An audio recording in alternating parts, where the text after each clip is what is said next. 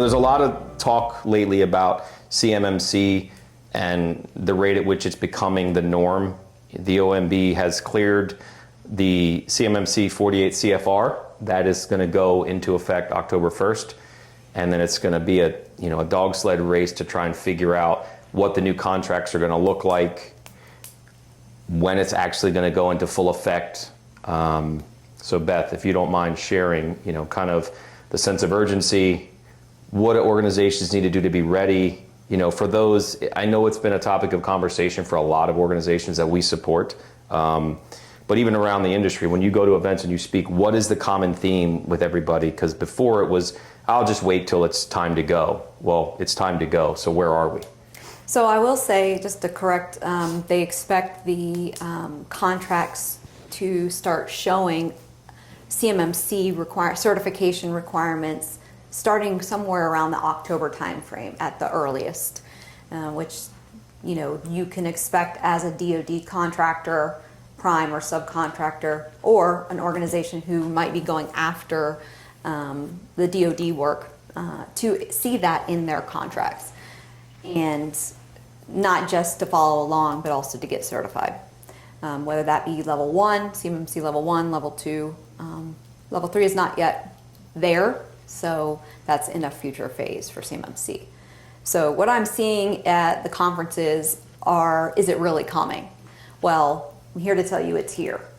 And if you are not going after your assessment, you're not putting in the controls to implement CMMC, you are already behind the curve.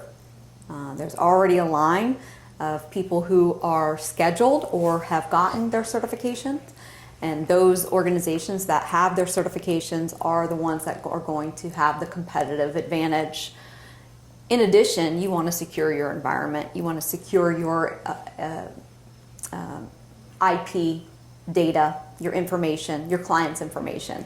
So you should already be working towards CMMC, whether that be CMMC level 1, level 2, or eventually level 3. You've got to start somewhere, and the time is yesterday. So there is a huge urgency. There is a backlog to get the assessments scheduled, but there's a process that you need to go through to implement that. You're going to be looking at both non-technical and technical controls. You, as the organization seeking certification, or the OSC, have obligations and requirements that you cannot just give 100% responsibility to somebody else to do. You ultimately have the accountability and ownership to ensure that the processes, policies, procedures, controls are implemented. There are the non-technical and the technical, and some of these take time. Some of these have budgetary constraint considerations. Working with an organization like R3 to help you understand where your gaps are, help you with remediating those gaps, whether they be through technical or non-technical, and getting on a plan not only to implement, but to maintain it going forward. The worst thing that you can do is, this is another thing that people talk about, and before I move to that, you want to pause? Is there anything that you guys want to contribute? I was gonna give Kyle kind of an opportunity. In working with a lot of organizations that are in this, government contracting arena, what do you find, is one of the most overlooked things from a infrastructure, IT? We talk about CUI a lot. We talk about the controls and whatever technologies you're using to ensure, some level of tagging. What do you see as kind of a big misstep that these organizations may be missing? Because part of this is in the news. We want to kind of educate folks on what they need to look out for and be weary of. Yeah, the most common thing that we see is organizations don't know if they have CUI data, or if they do have it, they know they have it, they don't know where it's stored.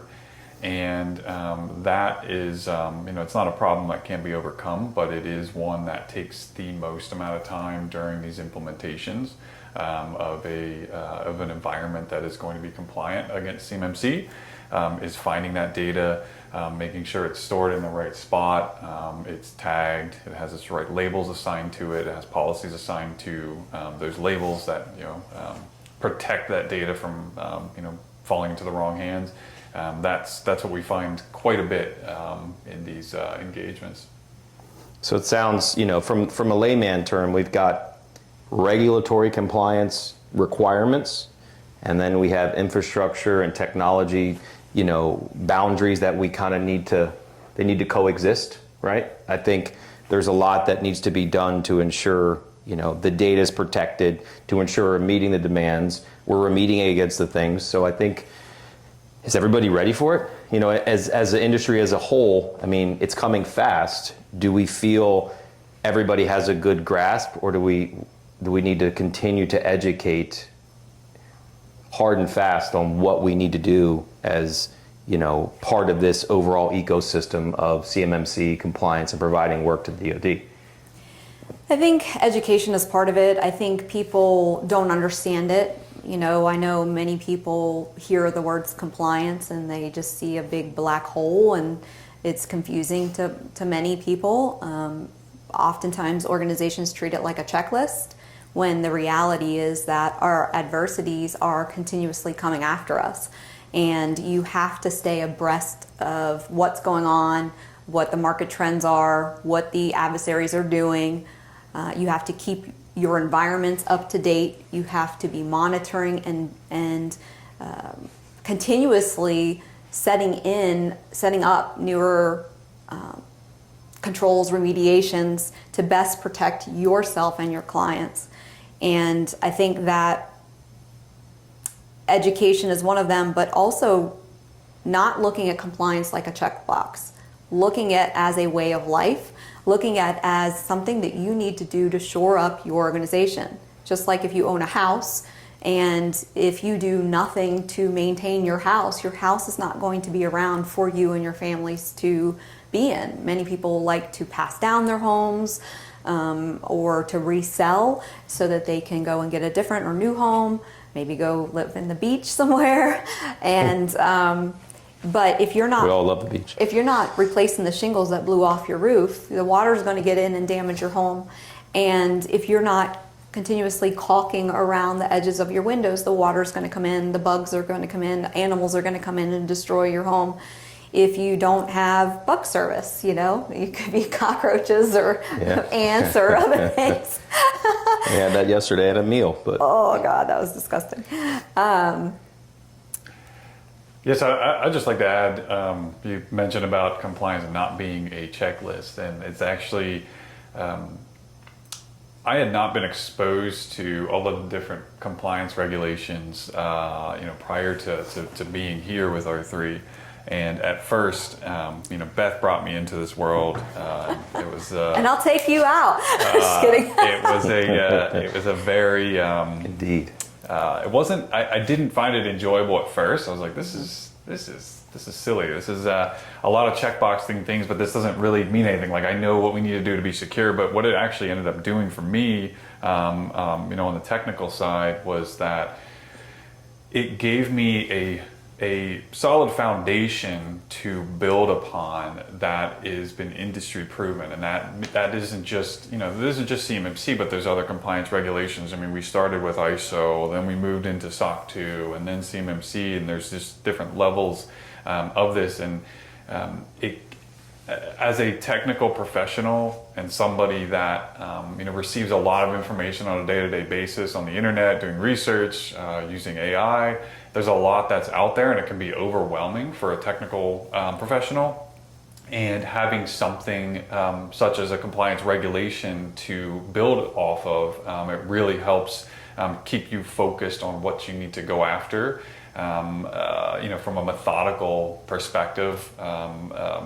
even if it is a quote unquote checklist of control, AUC 1 dot what have you, at least having something to build off of that to establish that level of security, and really just a good foundation to the infrastructure as a whole. So I found that really helpful, and Beth had told me early on, the people that resisted at first actually find it to be the most helpful after having done it, a few years, and it is. I couldn't agree more with that statement.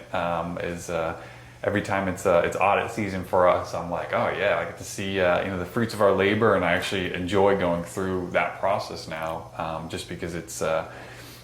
It gives you a foundation, something that's been proven that works, and I think it's really important to have for the industry as a whole. Just like we do, with when you buy a house, you have to get it. You should get it inspected for something you're living under. There's something over your head that could fall on you. The same thing goes to IT as a whole. You're in a business. You have technology to help do that business, and or to help to perform those business functions. And not having some sort of regulation to go against as a foundation, you're really just you're kind floundering. of just you're not you have nothing, you have no foundation to build off of. It helps guide you, and it gives you some, like you said, the proven processes and procedures to implement these best practices. But it allows you to see the forest through the trees. You can really hone in on metrics, data that starts getting collected from repeating those same processes and procedures. Yep, and then to make business decisions, data is incredibly important. And that's one of the things that we've talked about since I came on board here is data-driven decision making, data-driven decision making, and it's not easy to put those things in place, because if you don't have the systems and the processes in place to be able to gather measurements and data consistently, correct, to see the picture, to see the storyline, to be able to make the decisions, you are left going from this fire to that fire, this thing to that thing, and you forgot about that thing over there, and this allows you to be more efficient. Yep. It's a little bit of whack-a-mole. Yeah. When you're trying to run an organization, you need to have some boundary, but you have to have a guiding light to direct the ship and where it's going. And I think, R3 has been a supporter of compliance for 12 years at this point. When I first started the organization, we didn't have a lot of that. And then we met Beth through another engagement, and we've taken that on as part of our being and who we are.